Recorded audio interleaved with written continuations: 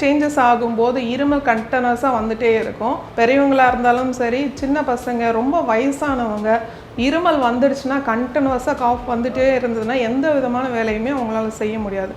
அப்படி இருக்கும்போது வால்மிளகு வந்து ஒரு 50 கிராம் அளவுக்கு எடுத்துக்கணும். அதே மாதிரி லவங்கப்பட்டை 50 கிராம் அளவுக்கு எடுத்துட்டு ரெண்டும் சமபாகமாக அரைச்சிடுங்க.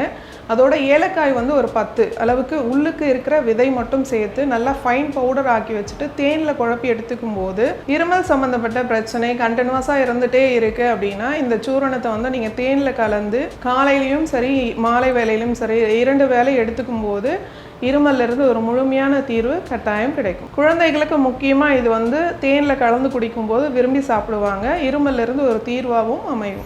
சிவம் மருத்துவமனை, ஆரோக்கியமே வரம்.